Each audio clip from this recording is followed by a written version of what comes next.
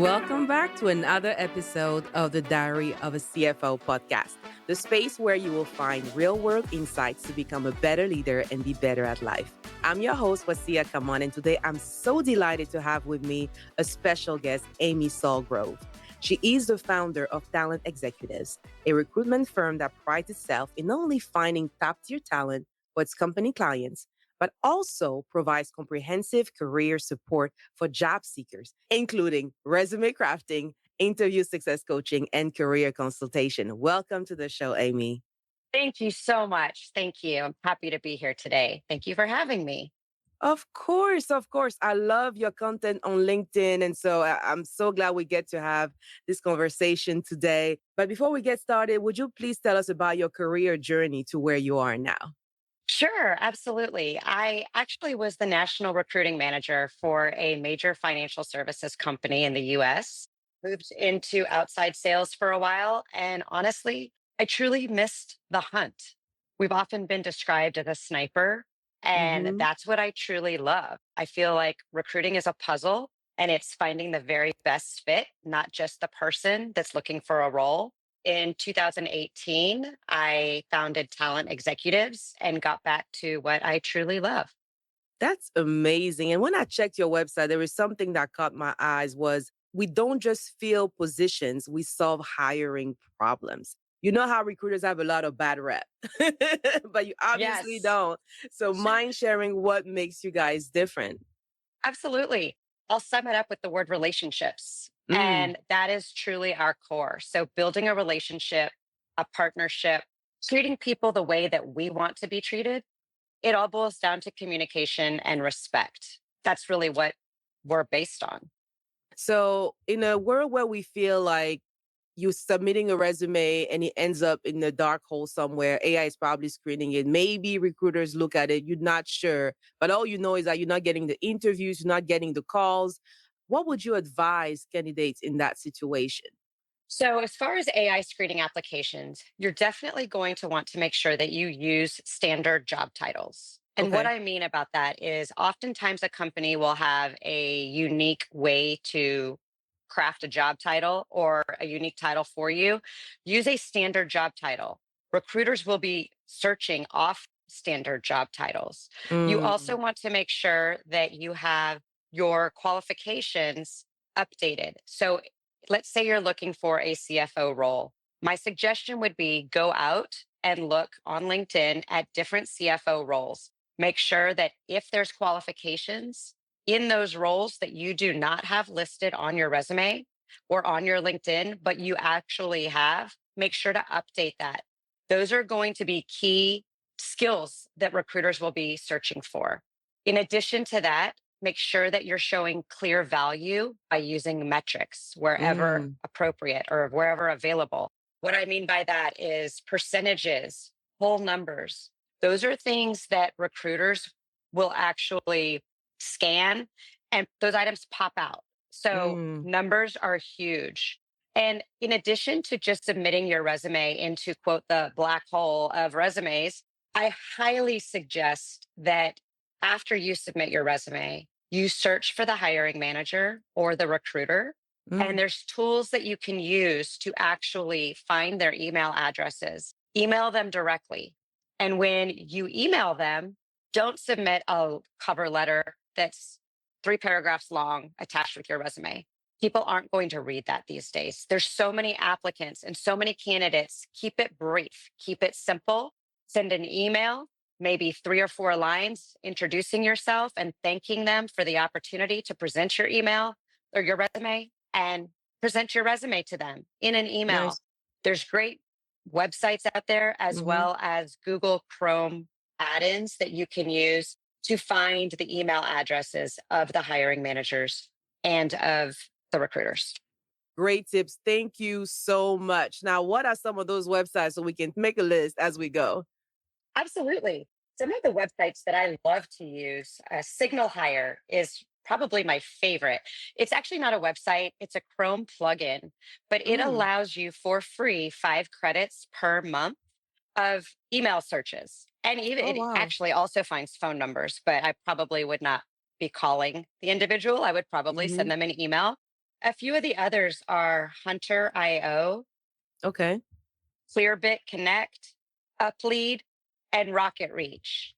I've got some others as well listed on our website under our premier resources. However, most of these that I just listed are free resources. They do allow up to about 5 credits per month each. So the way that I suggest doing it is don't waste them. Go through the signal higher, use your 5 credits, and then move Mm-hmm. on to the next one so that you have Nice. free credits throughout the month.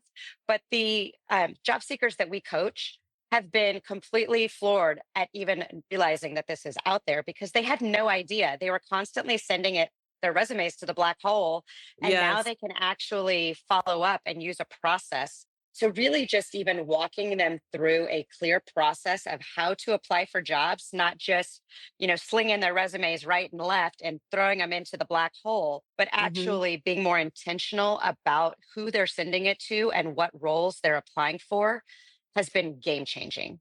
Wow, I can only imagine. I didn't know about them. Thank you so much for sharing. So what would you say are some of the LinkedIn profile or maybe online presence tips that people should be aware that they should also upgrade to be able to stand out? Maybe some things that we overlook because I'm assuming once you send that resume, the person will look you up somewhere besides your resume. So what is that process? Very good assumption. And you're absolutely correct. The first thing that I would actually do is really ensure that your LinkedIn profile sections are completely up to date. That will more than likely be the first place that recruiters and hiring managers look. So, as far as your contact information, you're going to want to make sure on your LinkedIn profile that you put your email address as visible to the public. And the reason Ah, being is that if you are not a first connection with the recruiter very well may not have access to your actual email address.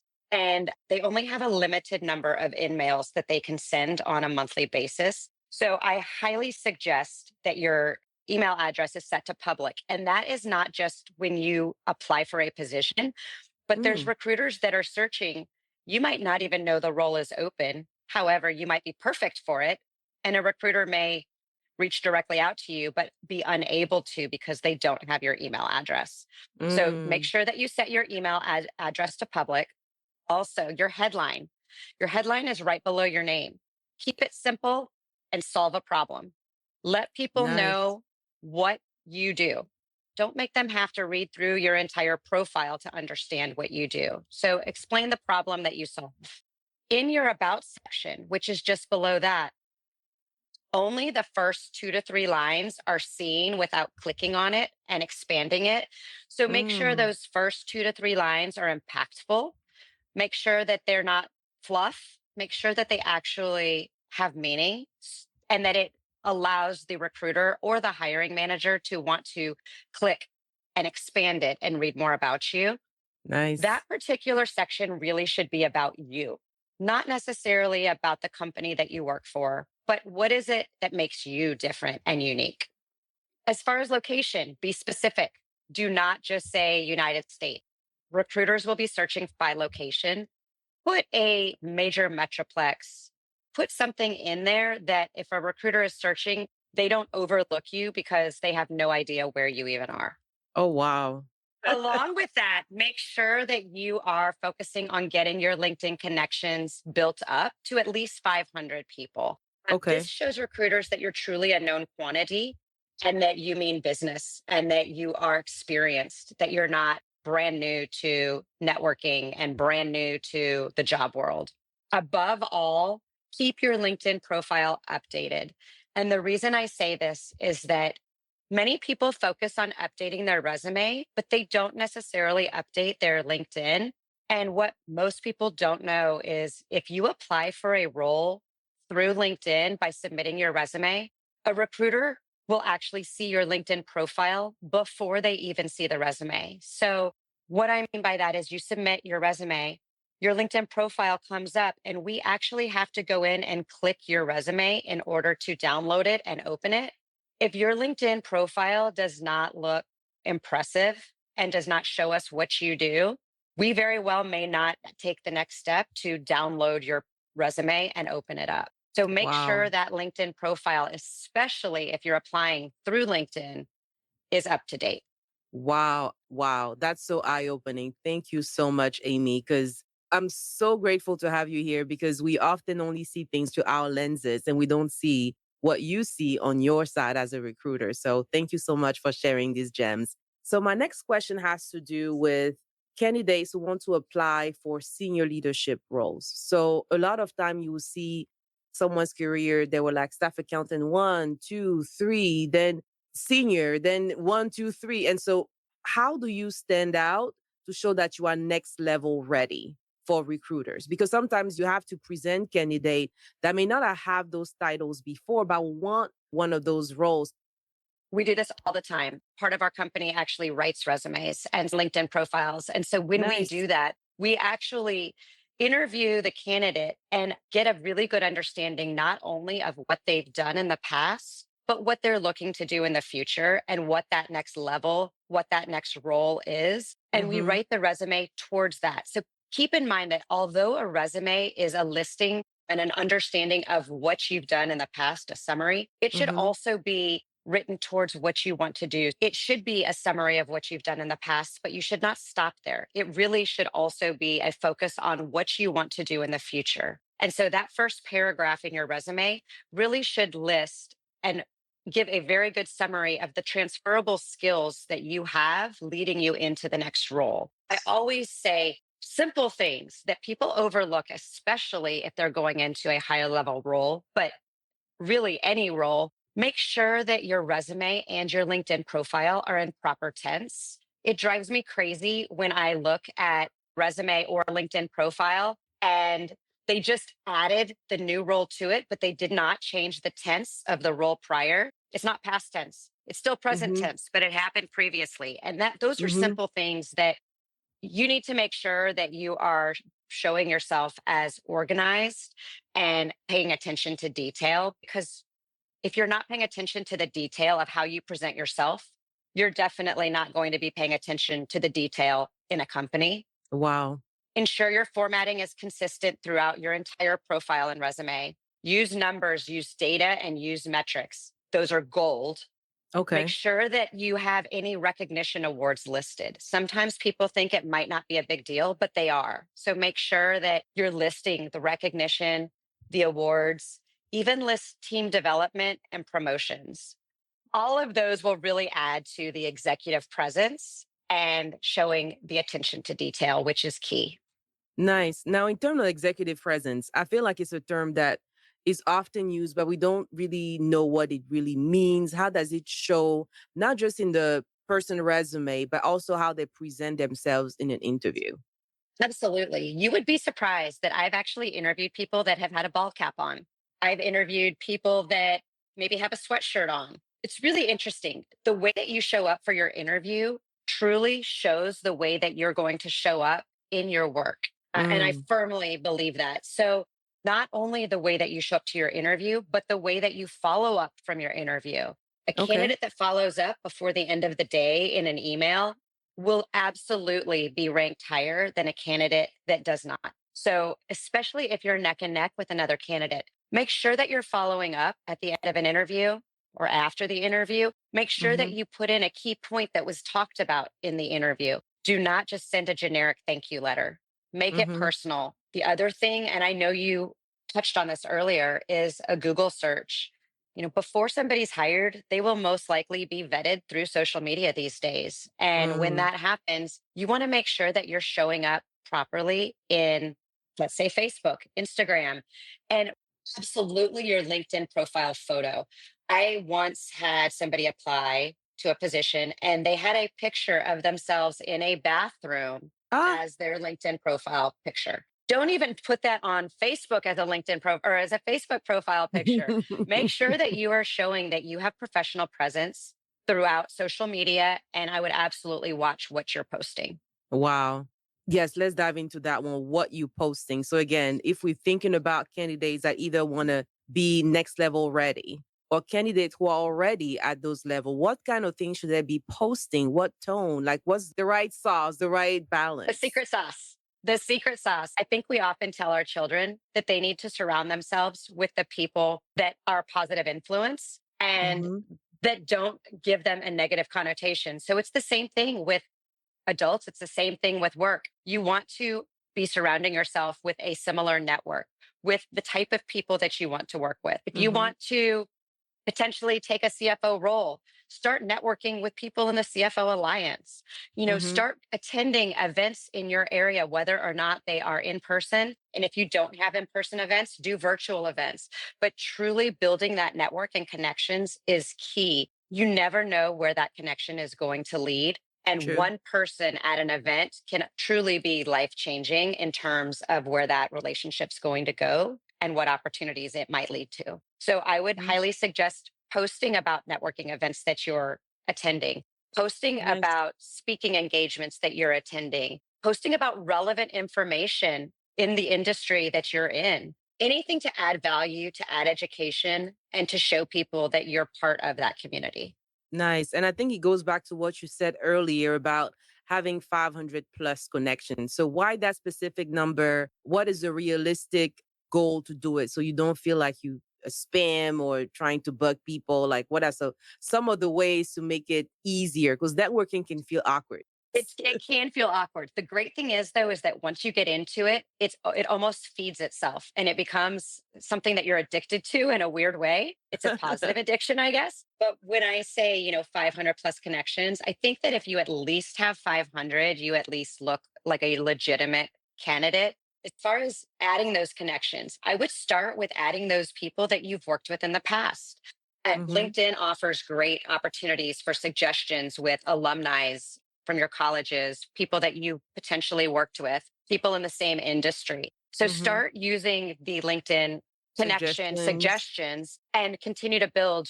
I definitely say add a short little blurb, a short little note to the connection and just say, Hmm. it's been a while, looking forward to following you on LinkedIn, looking forward to connecting again. Those are always nice for people to receive. And then in turn, it makes them want to comment on your LinkedIn posts as well. I definitely would not just spam.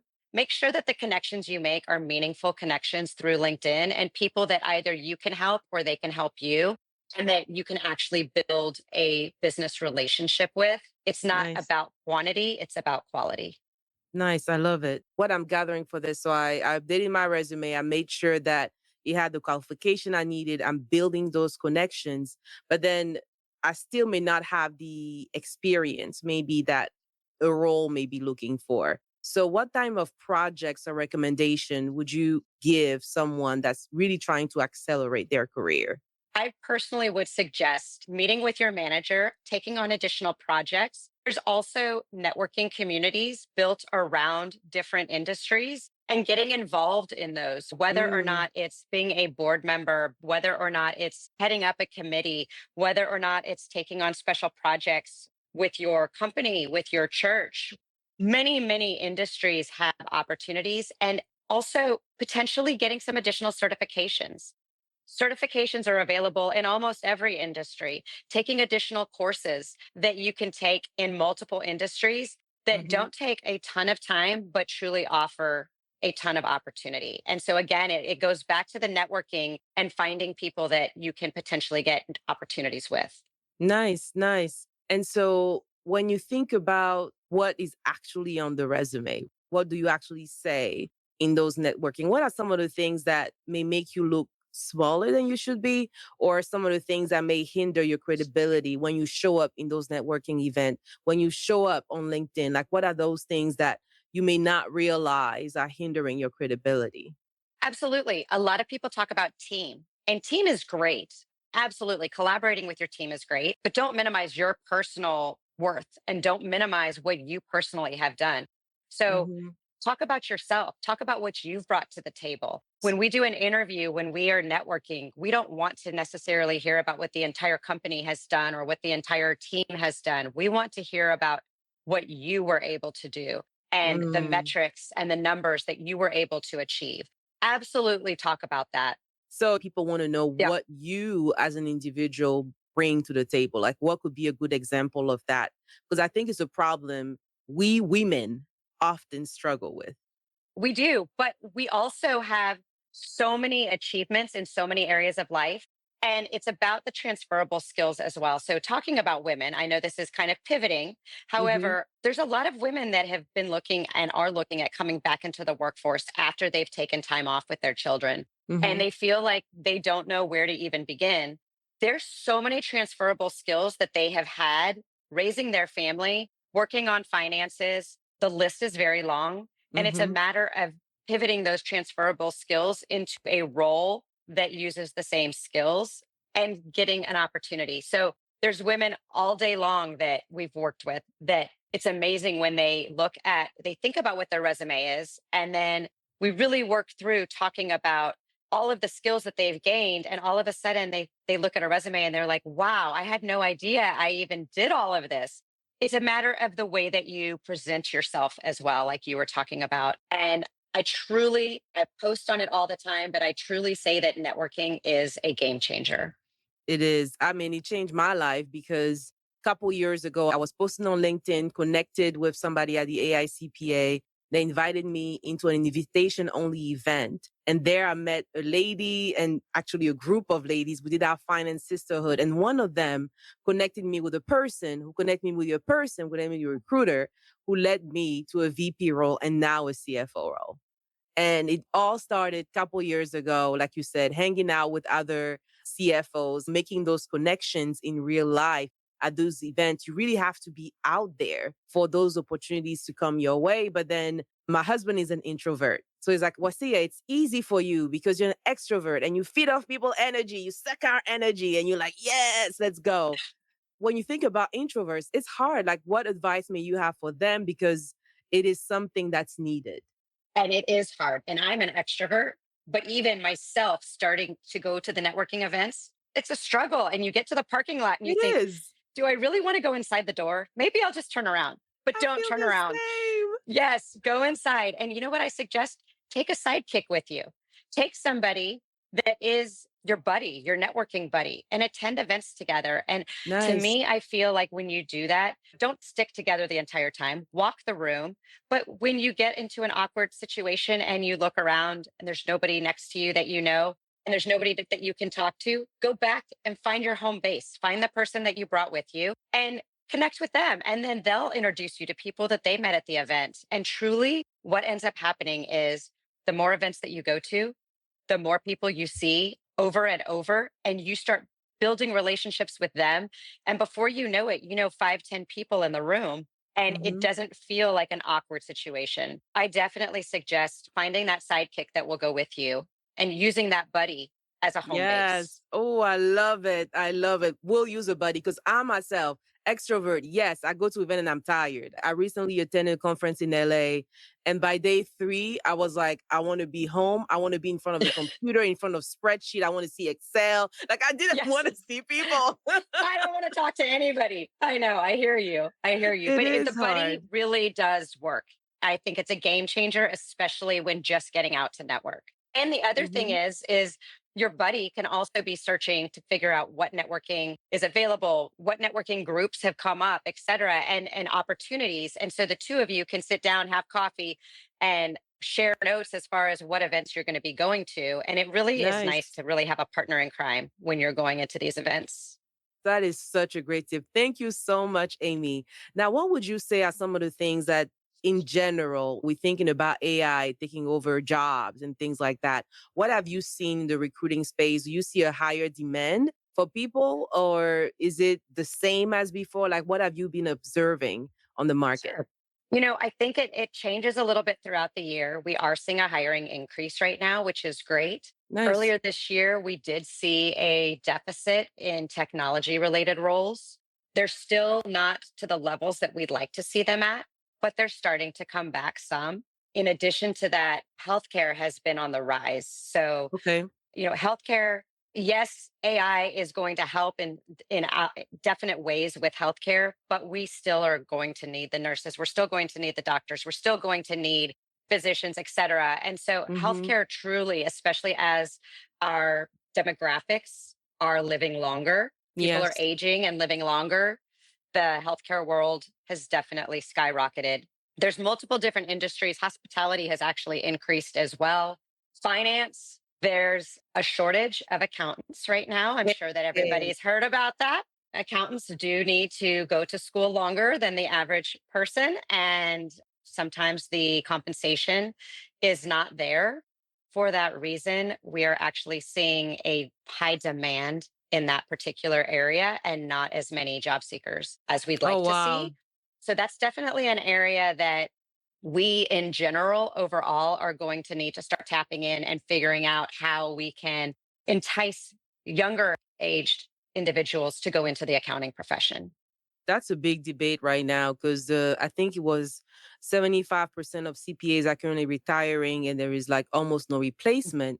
But when you Exactly. think about the additional work you have to do, certifications like the CPA, and you also think about the compensation, you just brought it up, is if we're not compensating them at a certain level, why would they come? So are you finding yourself in those conversations with a hiring manager going, hey, you need to bump this pay if you want to have more talent applying? Absolutely, especially because a lot of what we're having to do is find passive job seekers. And so, what that Oh, means okay. is we're really hunting and finding people that are currently in a role and not actively searching for a new role Mm-hmm. and really trying to entice them to make the move. But Mm-hmm. oftentimes, that is going to require either higher compensation or more flexibility in their workplace. So, it might be that one company requires them to be on site, but another company allows them to work remote or maybe come in once a week. And that is actually a huge advantage to certain companies that will allow them the flexibility. That's actually been something that we've seen that might even trump compensation.